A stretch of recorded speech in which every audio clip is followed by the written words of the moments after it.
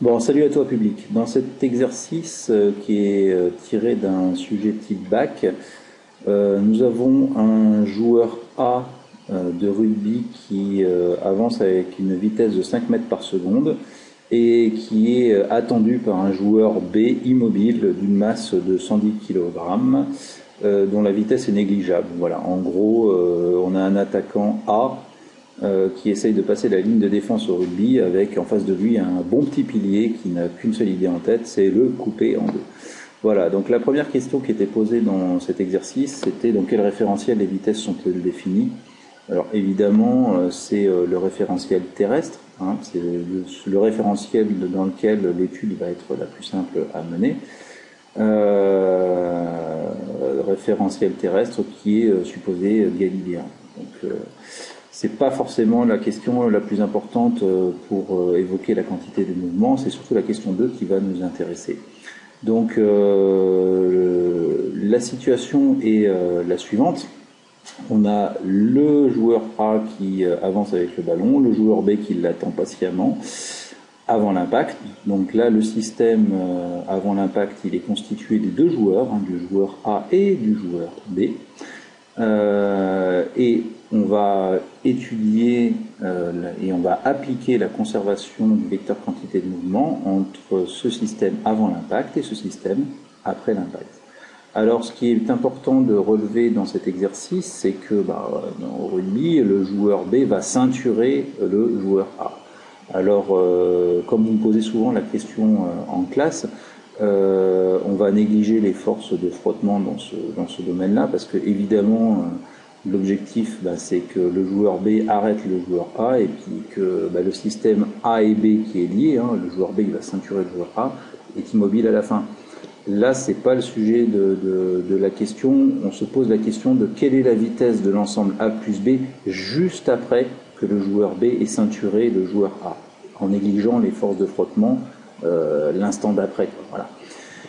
Donc, on va appliquer la conservation de ce vecteur quantité de mouvement. Alors là, on est encore évidemment dans de grandes approximations, mais ça permet d'avoir un ordre de grandeur de la vitesse du système A et B liés après l'impact.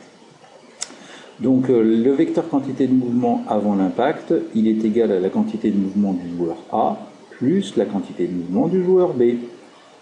La quantité de mouvement après l'impact, c'est A et B qui sont liés l'un à l'autre. Alors lorsque l'on décompose ces vecteurs quantité de mouvement, le vecteur quantité de mouvement de A avant l'impact, on peut le noter, PA, il est égal au produit de la masse du joueur A par son vecteur vitesse.